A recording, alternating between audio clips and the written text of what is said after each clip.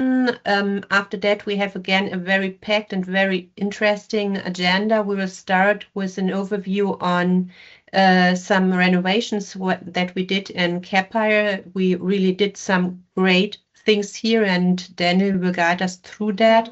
Then Maximilian will give us an update on our latest AI topics. We will see what happened lately in the Node.js area. And then Matthias will present us some security updates. And then we will close today's presentation from the CAP team by DJ Adams, who will give us some overview on the CAP content from the developer advocates.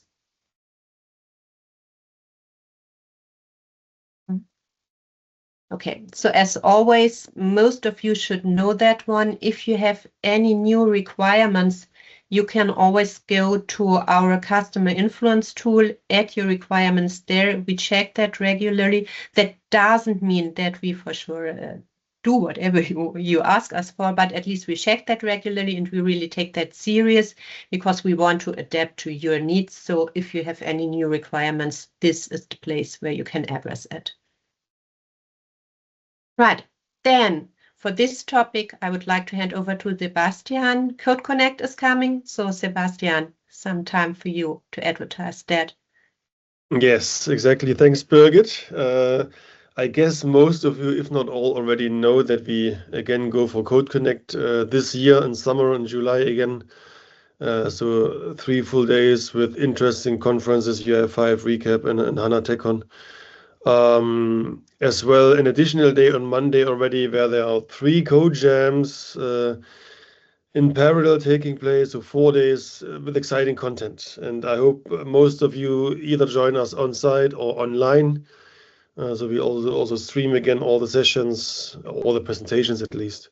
Will be packed again. We are right in the phase where we collect your session proposals, and we are still looking for sponsors. So I think we can also go to the next slide then, Birgit. Yes. So if you would like to be on stage in July and present your project, your insights, your additions maybe to CAP, whatever, or even do a hands-on workshop, we also had this in the last years.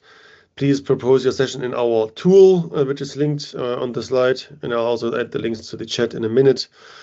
So this is currently running. We are still looking for sponsors as we need some external help from our community to get everything up and running and to make the event nice. And also it's a great chance for you to increase your brand visibility, do some networking and nice connections during the couple of days in July. So if you're interested in this, also please reach out to us and we'll figure something out for you. And yeah, that's basically it. We'll keep you updated with updates. In April, we will open the systems with the tickets. I mean, they are again free and they are usually gone within 2 minutes. So yeah, just look at our social media channels and yeah, be part of our highlight of the year. And with that, I think I hand over to you again, Birgit, for the next topic, or to Daniel directly, probably, right? You can directly hand over to Daniel. So Daniel, probably you will then show us directly in the system. So I will stop sharing and hand over to you. Yeah, thanks. So maybe starting with that one. I just looked at the audience and I see 15 people from CAP and 42 from external, which is cool, more than us. Don't know, Sebastian, what the ratio was usually in the past, but we should have a look at that again. And maybe an opportunity to thank you, Birgit. You are doing a great job in promoting these kind of things, I would say. Absolutely. So we get more attention. Thank you. Happy to be here and happy to support. All right. So really thanks a lot. Okay. Yeah. Let me start with the Capire renovation using the slide deck, which I did for a customer meeting this week, which says, hey, we talk about these topics, CAP level service providers, CAP-level service integration, and CAP-level AI. And service providers, as you may know in CAP, is much about we try to serve things out of the box as much as possible to reduce the work that you have to do so you can focus on the main, all the slogans. And less code is better code because it's free of errors. Technical debt is the topic. And that increasingly holds true as we see, and also when we look at AI, which Max will talk about. Just as a teaser or as a spoiler, 26 is the year where we from CAP really start investing in AI after watching what's happening last year and making up our mind. We have some ideas now. Just to share the things or highlight the things we worked on in recently already rolled out at last recap and delivered in December, and transactional event queues will get another boost by having a central scheduler table. Again, a thing that we took from our friends from the S4 Finance Advanced Financial Closing team, which we usually collaborate on these kind of things, who battle tested all this. So served out of the box and proven best practices means proven by real applications and battle tested for us all. Yeah, and you have seen likely that we released status flows and constraints in November and December. In Gamma release means it's stable and will not go away, and the APIs are stable. And Gamma just means, because that is the very center of how you deal with validations, and sure you test it. But the GA release is planned for Q1, so this quarter. And another one is streaming. In case you didn't detect this, you should have detected. Let me just very quickly demonstrate the streaming thing, not in the bookshop, but in the Xtravel application, which you find in the Capire org. Oops, no, I don't need this. I wanted to do CDS, not Xtravels. Johannes Vogel, who I think is dialed in, manager of the Node.js team. Yeah, good. And Johannes created this sample here, or extended the Xtravel sample by this export as button. And you can export the data as CSV as a download, not very surprising. The download is hopefully successful, hopefully also not surprising. Yeah, it's here. And when we open it, we can see it's hopefully a table. And I just recently did because that customer asked for how to download large numbers of stuff. So here we only have 4,000 entries. And I increased this to be not 300 kilobyte, but 200 megabyte, and takes about 10 seconds. And streaming means you don't materialize these 200 megabytes in memory. So reading all the records from the database, materializing it in the server, blocking your event loop, your server stops serving any requests if you do so, and then serializing it to the client, and the client only when you're done is free, and the server is free, because the serializing itself also blocks the event loop. Now, streaming really means, and HANA supports streaming, and we implemented this, so Bob from the Node.js team, that individual bytes get streamed from HANA to the wire to your disk of your client of your end user and no materialization in between. So it's shown here as part of this sample, and you can find this sample as usual from this new Getting Started guide. Learn more Capire samples.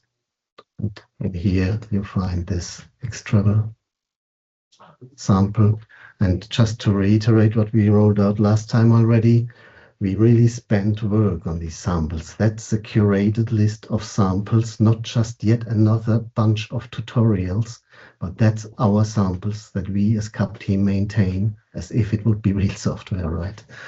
And by the way, AI, as I recognize, detected these samples and used them as their major source to help us.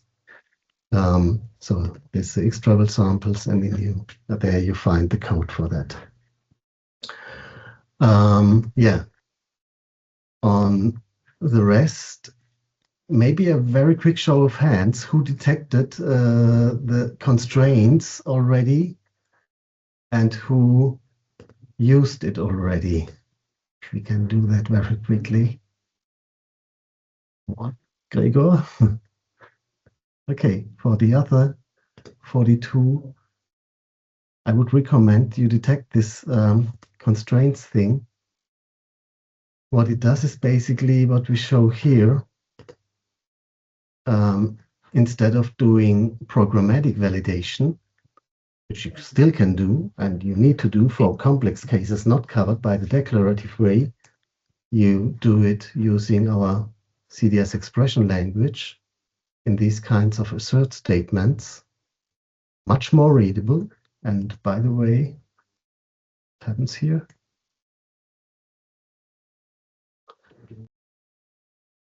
Sorry.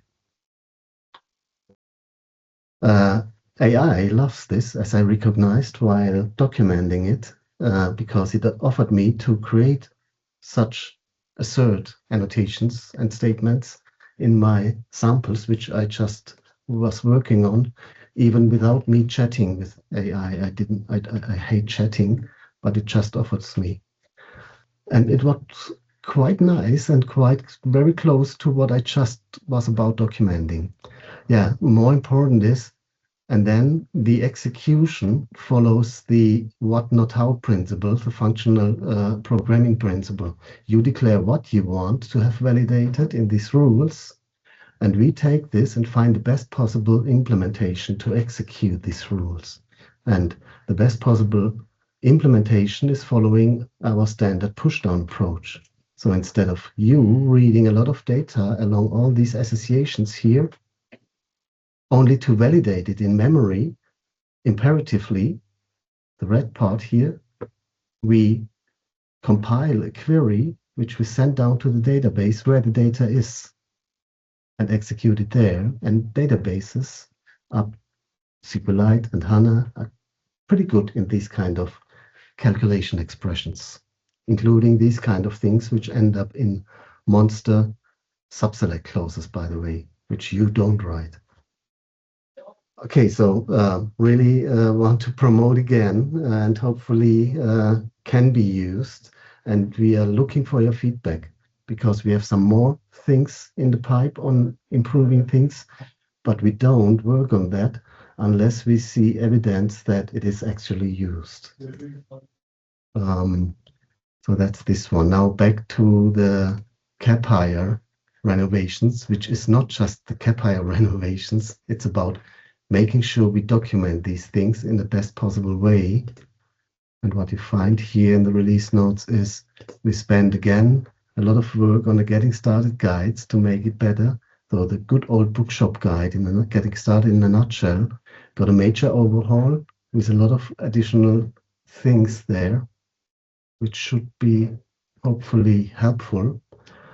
And one thing to add here is this we added to the Getting Started guide, which also got simplified.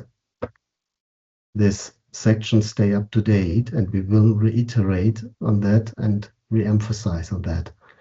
It's very, very, very important for every customer to stay up to date as close as possible.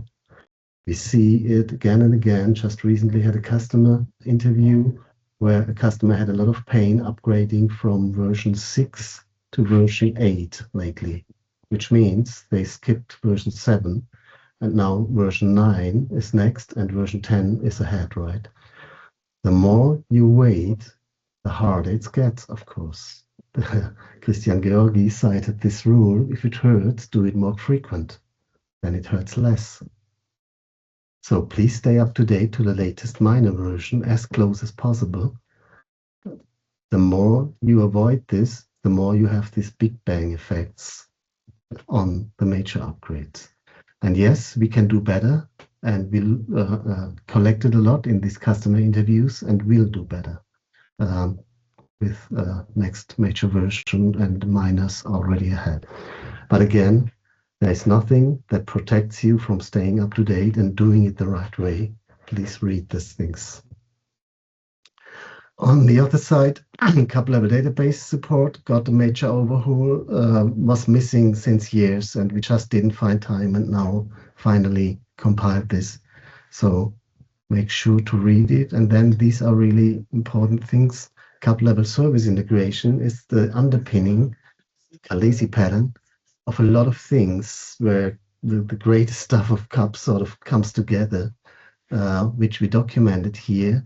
We added this new way of now exporting APIs. So when you export a cup API, in the past, you exported it to EDMX to re-import it from EDMX into a cup service definition on the cup consumer side.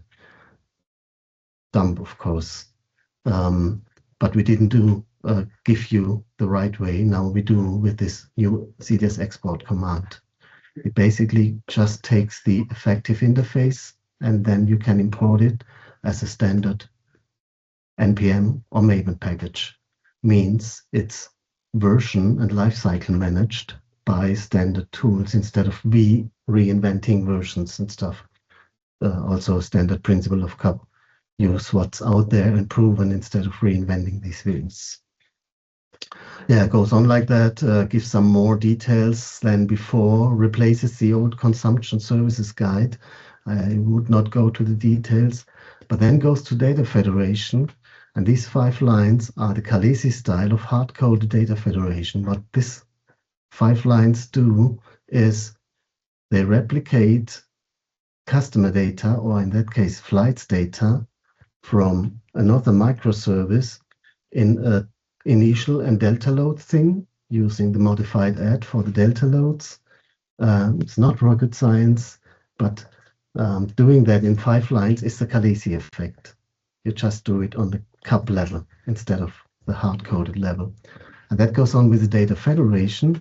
And that's just the teaser level of this data federation. It says, okay, still doing this same thing, but now with 38 lines of code that cover all generic use cases. You can apply this without doing that. That's just reuse code that you can use as a plugin, doing your own in all your projects. And we show that we use it to replicate S4 customer business partner data, as well as flights, 2 entities flights data, which we just annotate by this intent-based I want this to be federated annotation. And we do the right way of how to federate it. And on the list, and with that I would stop, is we have different replication or federation strategies. Service level replication with initial delta load is just one strategy.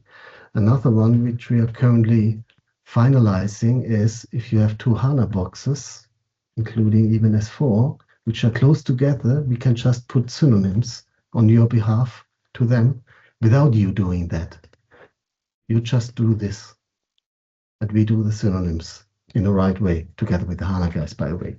And there's the other thing that you might have heard from us at TechEd last year, which is the BDC-based replication using Delta share files. And again, what you do is nothing. You just stay here, and we do the rest with BDC and HANA colleagues, with virtual tables in between, etc. but that's then for the next. With that, I would hand over to Max for looking at the AI thing. Just one remark. I personally use AI a lot, and I'm astonished how much it does already without me doing any AI investments. And I figured out the main investment is obviously we do a few things right in CAP, because like CDS is a language that AIs love, as I learned. Or when I document something, whatever AI, in quotes, there is, they eagerly swallow whatever I have. It even happened that I did a pull request on the documentation with a sample, and the GitHub Copilot in GitHub, not on my machine, offered me to add these constraints, which I just was talking about. So I was really shocked by that because it was not documented. I just opened the pull request. Yeah, handing over to Max for more. Right. Thank you, Daniel. Max, do you want me to share screen or did you prepare? Yeah, let me share my screen because I also Okay, need perfect. for showing some demos. Great. Thank you. Okay.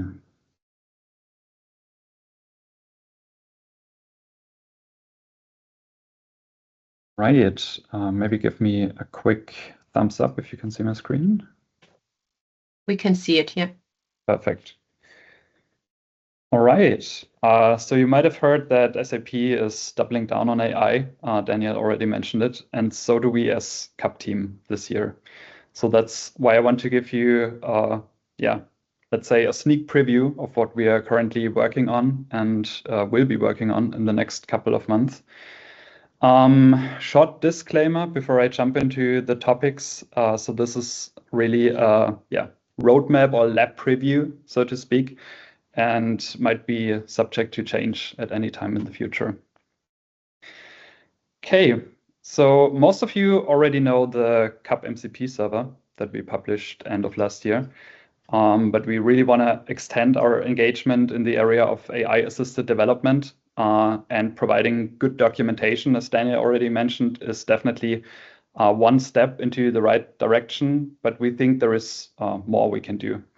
So something that we want to explore is basically providing a prompt library, also some really proven prompts that help improve the result of the output of coding agents like Copilot or OpenCode or Claude Code, and all of that based on the new CAP playbook that was published recently.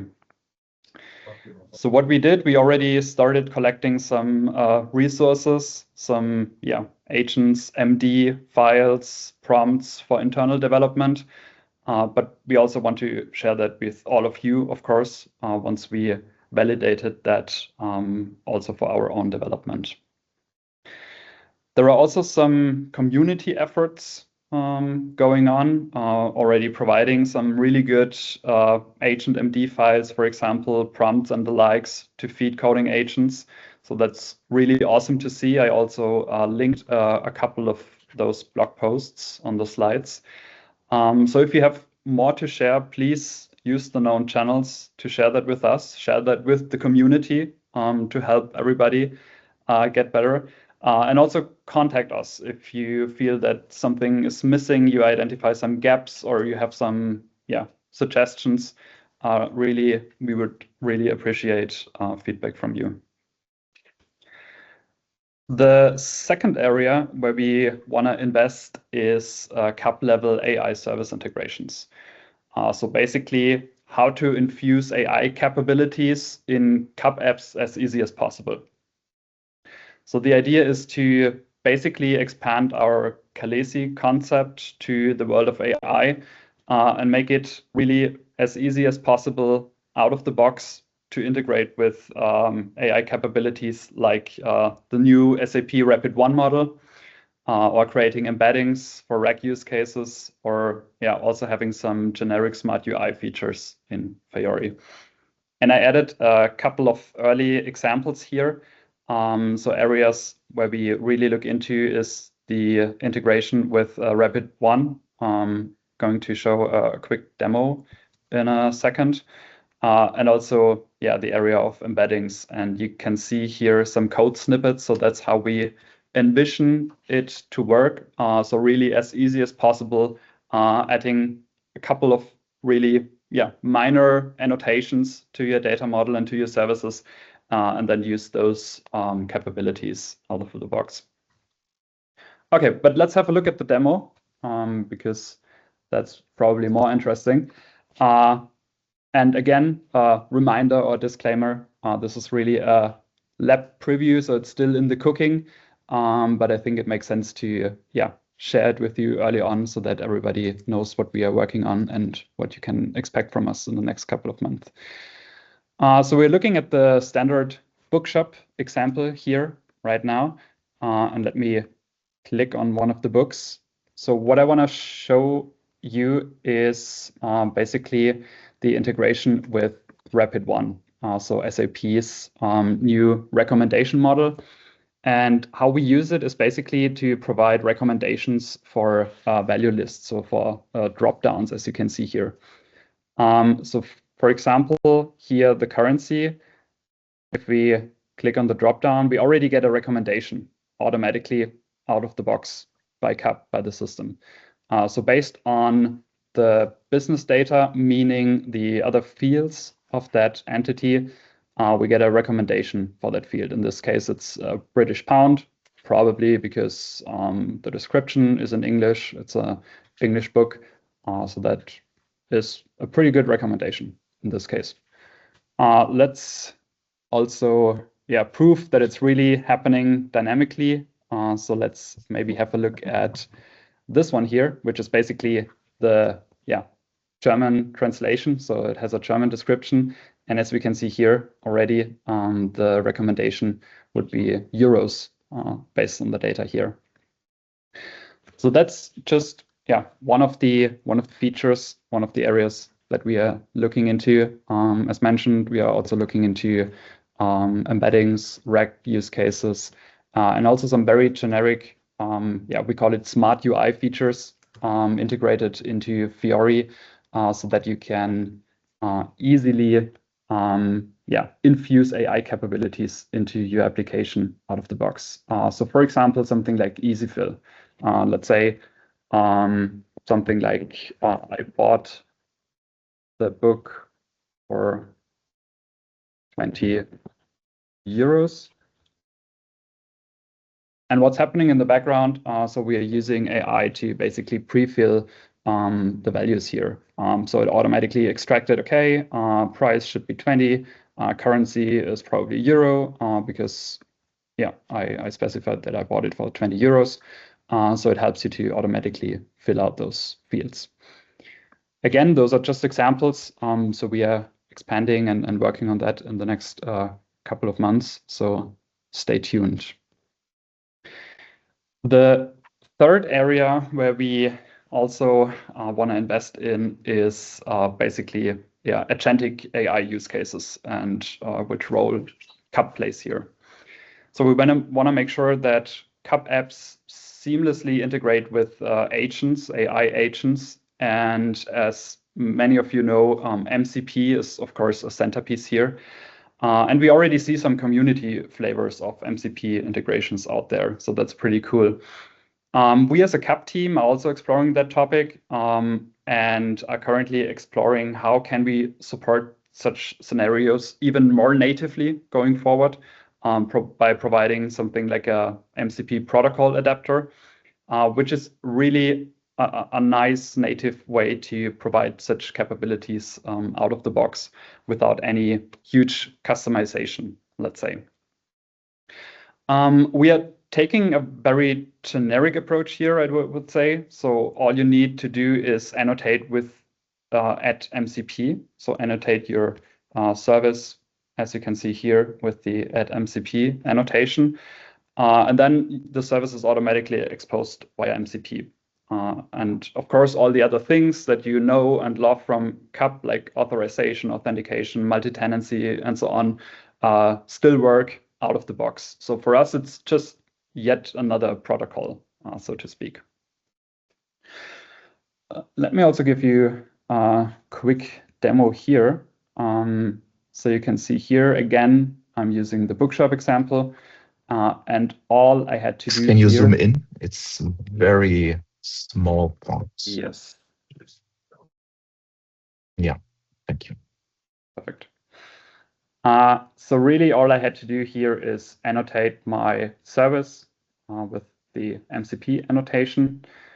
And now, once I start my server, we are basically starting a MCP server in the background, and this service is now also served by a MCP. So now you can use your favorite agent tool. I'm using OpenCode for the demo, but you could also use Copilot, Claude Code in the future. Maybe also, other tools. It's really up to you. MCP is a de facto standard in the agentic space, so it really works with any agent. So what you can see here, my OpenCode is configured now with the MCP endpoints here that were automatically created. And now when I start OpenCode here, I can do a quick test and, for example, ask, okay, which books in my bookshop maybe need restocking? So let's say which books need restocking soon.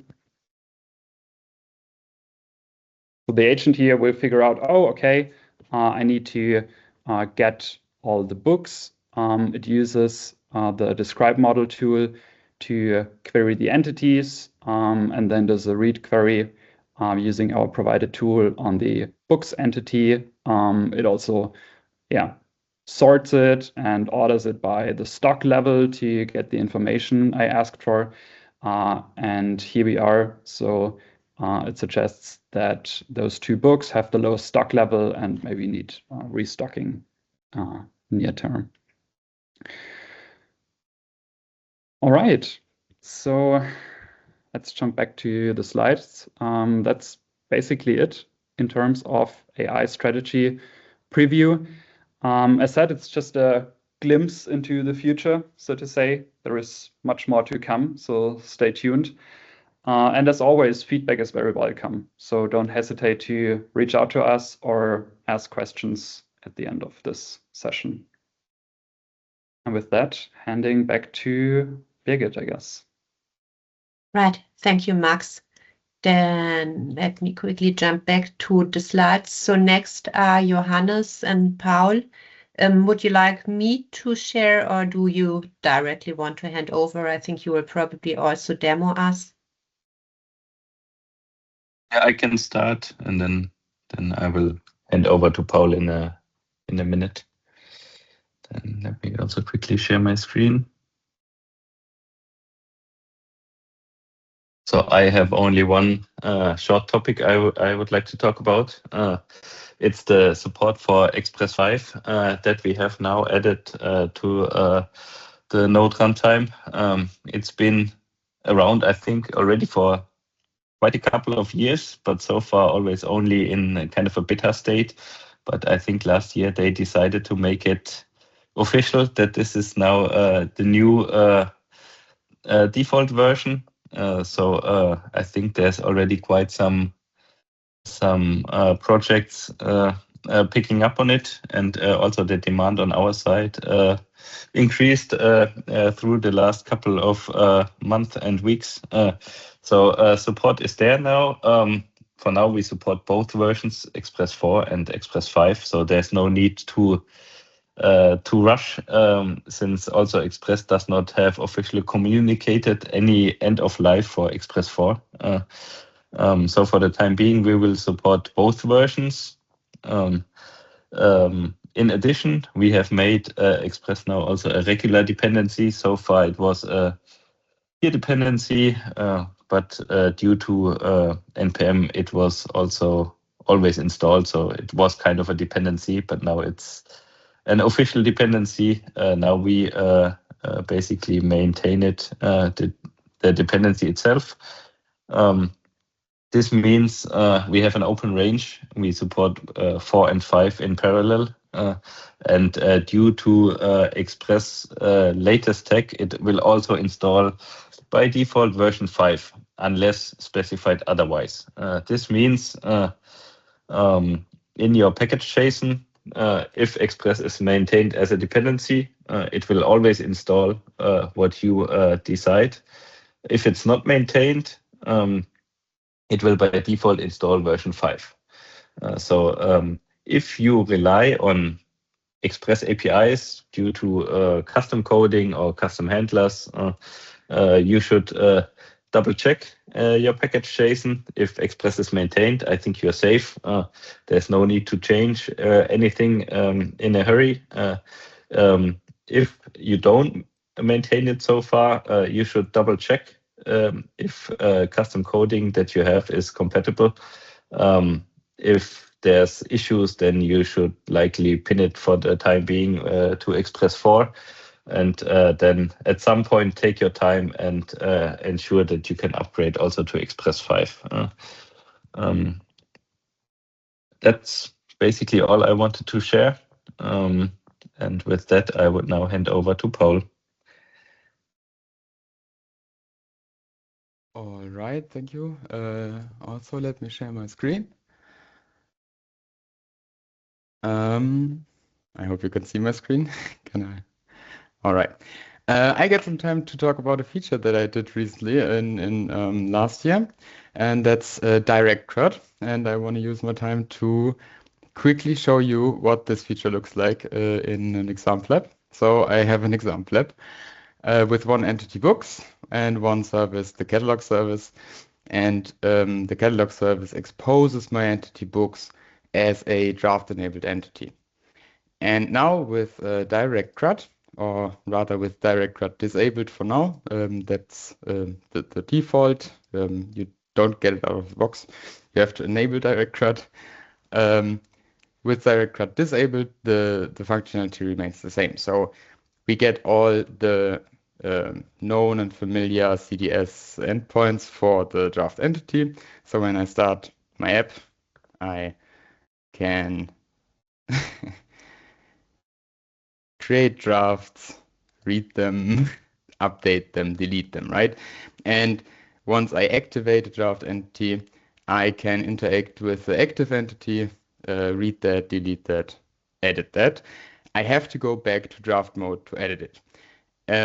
That's basically the draft flow. And there's one more thing about the draft endpoints of an entity, the additional key, the isActiveEntityTrue key, that we have to specify in each request to say if we want to interact with the active or the draft entity. With direct CRUD, this changes. So I can go here and activate direct CRUD, save that, and show you the endpoints or what they will look like when you activate direct CRUD. We still have to create, update, read, and delete draft entities, but we do it slightly differently. That's especially true, or that's basically only true for the create draft endpoint, because previously we would send a post request to the collection endpoint of the draft enabled entity. And with direct CRUD enabled, that's no longer the case. We instead send a post request to an action on the collection endpoint of the entity. The behavior, though, is still the same. So when I create a draft, I can still read it, update it, delete it, and activate it.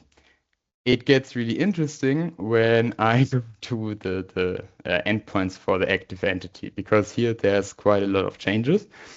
With direct CRUD enabled, we also get create and update for the active entity. It's similar to bypass draft, but not the same. Because we can now use the collection endpoint of the draft enabled entity to create active instances directly. So basically with direct CRUD enabled, we get the full set of CRUD endpoints for the active entity. And by assuming that people will most of the time want to interact with the active entity and not the draft one, we can go one step further and even allow not to specify the isActive entity key. And with that, the APIs for the endpoints for the active instance of a draft-enabled entity basically look the same as the endpoints would if the entity wasn't draft-enabled. Yeah, and that's it. Thank you. Right. Thanks a lot, Paul, Johannes. Then let's jump to the next presentation, and Matthias, stage is yours. Hello, so I share my screen.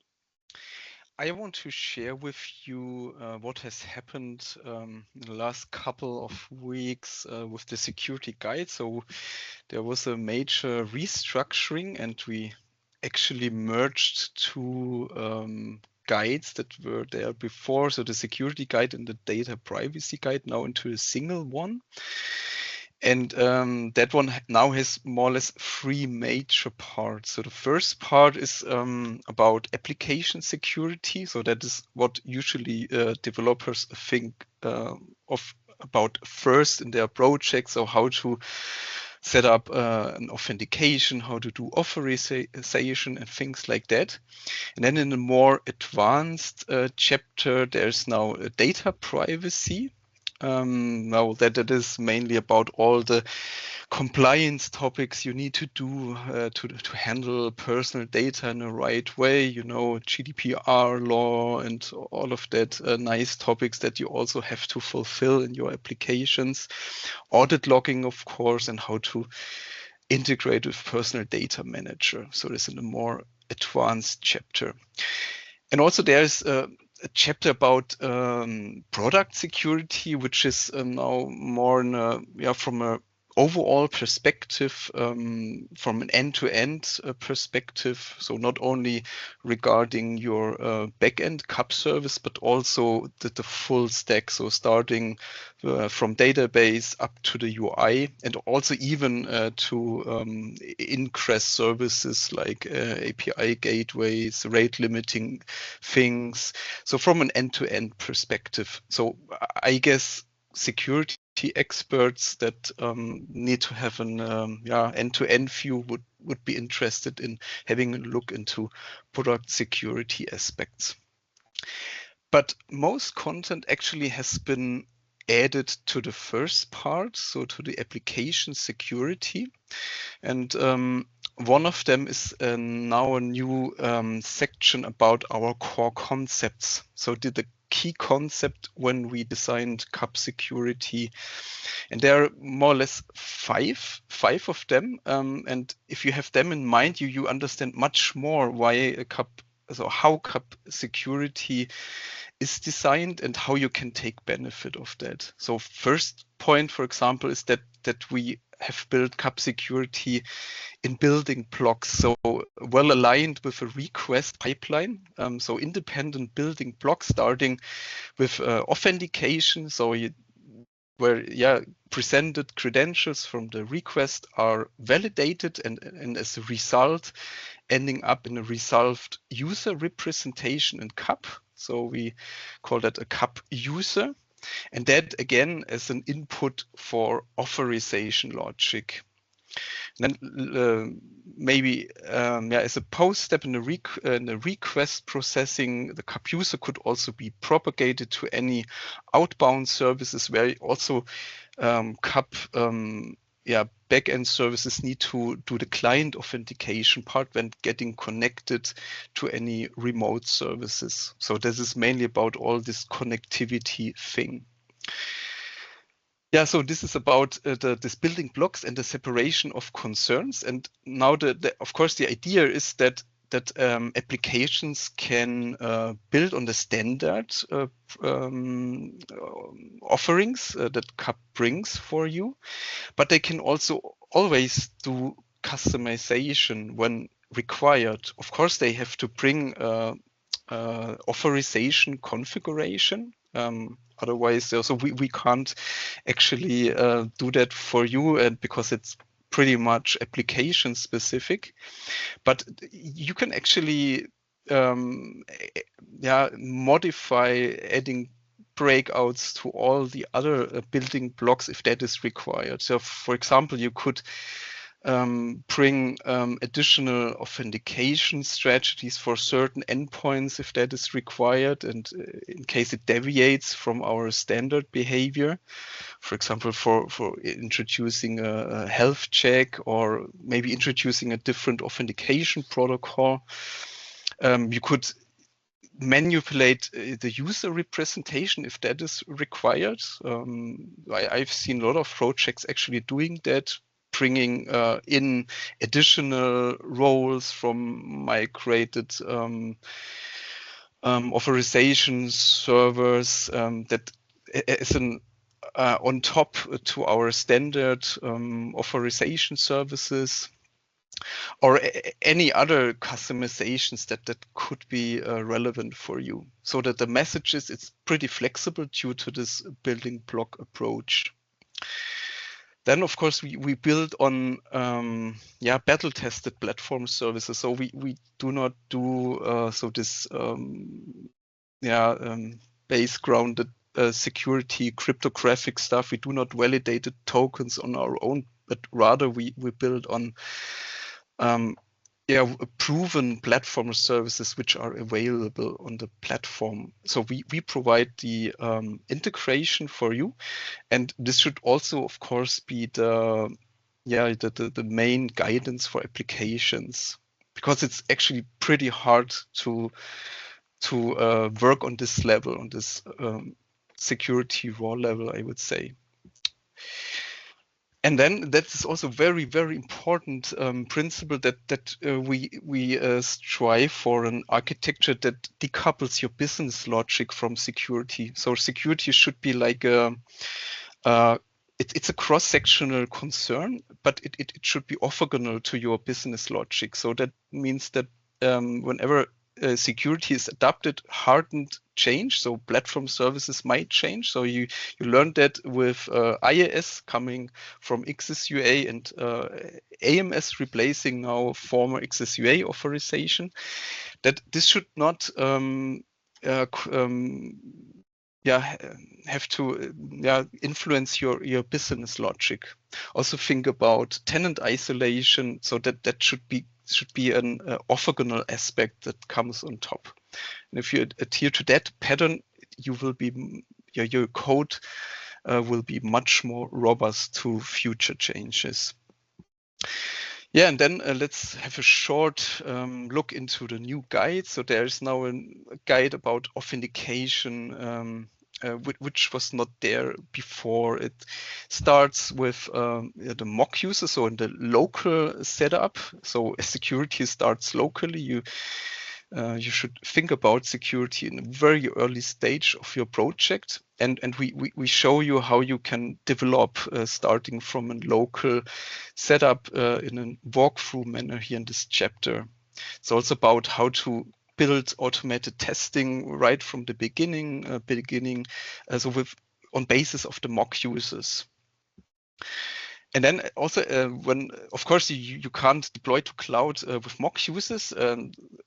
Current recommendation is to go with IIS. And now we also have a walkthrough how to set up your application with IIS authentication in the cloud.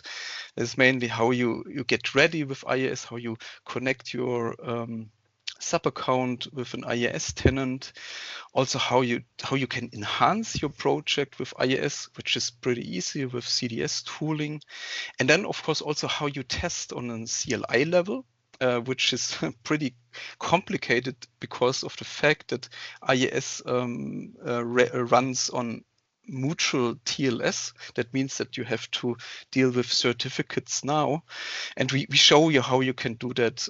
You can fetch all the curl requests from the guide here, and how to fetch a token from IIS as a technical user or a named user to check your service endpoints. Yeah, there's also a chapter about custom authentication strategies, so how you can do breakouts partially for your backend, bringing new authentication to certain endpoints. And yeah, this is now for the first time now really documented. And then there's also now a completely new chapter about CAP level users and roles.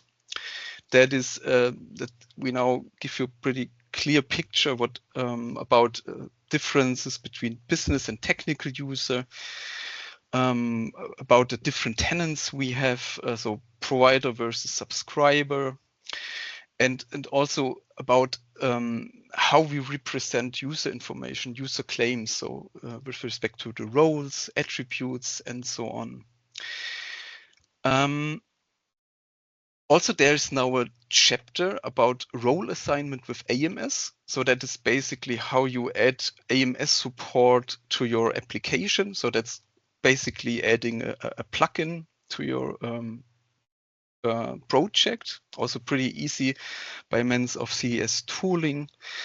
It tells you how you actually can prepare your model, so seamlessly integrating from what you might have already in hand for XSUA authentication before, and but also to show you how you can now leverage AMS policies to add an additional layer of decoupling and towards business roles, which are on a more conceptual level actually.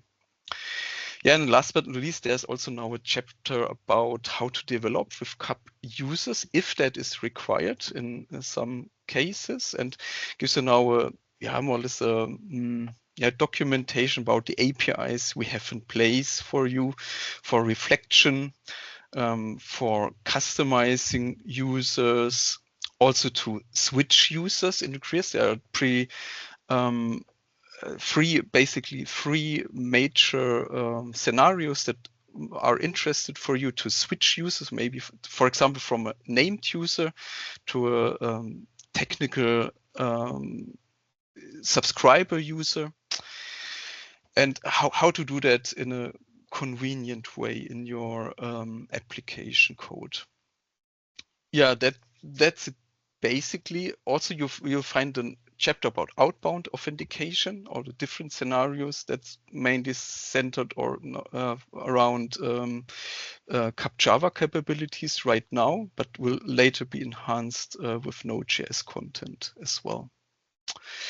Yeah, that is basically the overview about the restructure and also the new content of the security guide. And with that, I would hand back. Right. Thanks a lot for that. Very important topic. Then last but not least, let me hand over to DJ to give us an overview on the CAP content from the developer advocates. Thank you, Birgit. Let me just share my screen. This is just a very short addition to this roundtable.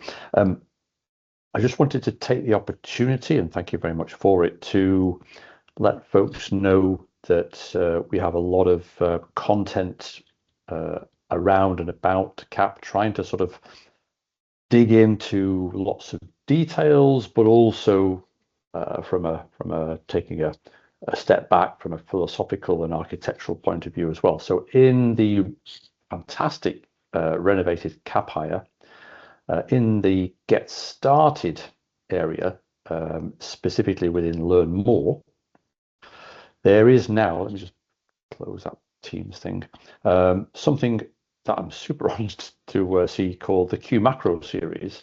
Really what this is all about is a collection of different forms of sort of third-party help. You know, Capire is still the number1 asset here, but supporting Capire, we have a series of video series. I'll talk a bit about these shortly. We have some blog post series as well. This, in fact, I've just had a pull request with an update to this accepted. This will contain recent blog posts on various topics, mostly whatever's in my head that I need to get out. But also we have links to code jam content, workshop exercise content, and in fact, Matthias just now mentioned mock users, and I saw some folks give a thumbs up to that. If, for example, you were to look at this Stay Cool, Stay Local development workshop from, I think, last year's recap, there is an exercise on that. So if you want, to find out more, don't be afraid to dig in to the workshop exercise content sections here to find sort of, doable little katas or exercises to practice various aspects. There's also a miscellaneous section. What I'm trying to do here is very slowly sort of build up a list of what we collectively, and I mean we collectively, can think of in terms of, core tenets, axioms of CAP, things that I think we consider best practices that we can point friends and colleagues to say, hey, by the way, don't forget this best practice here. And again, very early days, but I'm trying to build up this sort of idea of, mock auth is a feature. You should be looking at feature 002 mock auth, and there are various links to that, links from that rather to lots of information about that. So that was that. But basically, if we go back very briefly to the videos, we had a series. I was very honored to have Daniel talking through in 10 amazing mind-expanding episodes. I'm holding my head because it hurts to think about it. It was so much to learn on the SAP Developers YouTube channel. In fact, let me move that out of the way. Corresponding to that, so there is the Art and Science of CAP video replay series. They're all done as live streams. We also have a corresponding series of blog posts that sort of accompany each of the parts, the 10 parts, like I say. So, for example, I'm going to pick randomly part 8 here, and I try to sort of relate what Daniel explained in that particular episode of the Art and Science here, if you're more of a reader than a watcher. A nice picture of a swan there. Okay, so if we also have a look at the SAP Developers YouTube channel, I'll share the link to this if you're not already aware of it in the chat very shortly. We have upcoming live streams. So again, here we have Under the Hood, CDX Expressions in CAP. This is a current live stream series. So we have different types of content in different rhythms as well. So Friday mornings European time is usually when we do the Hands-on SPDev live stream. So Patrice from the CAP compiler team is the special guest on this sort of 6 or 7 part series that we're doing right now. But also, just as a little temptation thing here, we have Daniel Schlachter. We did a first expert session right at the end of last year, and as soon as we finish the series with Patrice on CXL, we're going to dive back into this and continue with this series of expert sessions on getting started with CAP Node.js. So I'm very excited about that. We have a 20-part series on Back to Basics, which I'm sure some of you already know, and so on and so on. A plugin series, and there's also, a series post here that points to blog posts that accompany each of these different series episodes and so on. And if you're hungry for more as well, also link from the learning more, the CapQ macro part of the learning more section, all the blog posts tagged with CAP. Most recently, this whole idea that sort of Daniel alluded to as well, which is, how can we shift more left towards CDS and get LLMs to sort of learn about best practices as far as CDL and CQL and CXL, in fact. And finally, I'll put a link in the chat to this. I think it was Paul who talked about, yes, it was, of course it was Paul, talked about the direct crawl on draft enabled entities. What we also do in the developer advocates team is put out a weekly episode of the developer news. And we always make sure that whenever there's a new cap release, the monthly releases, we cover in the space of around sort of 5 minutes, an overview of the release notes and all the different parts, all the different aspects that are new and improved in that particular release. So if you're more of a listener, if you're driving to work, this developer news show is available as a podcast as well. So I think that's pretty much it. I'll share a link to the SAP Developers YouTube channel as well as a sort of a front door. But like I say, just hop to the learn more section of this amazing renovated Capire and jump to the Q Macro series and have a look there. So thanks very much for the opportunity to let me share this with you. Great. Thanks a lot, DJ, for that great overview on all those helpful enablement assets. So really helpful content there. With that, we are at the end of the content that we prepared, and I will now turn off the recording. And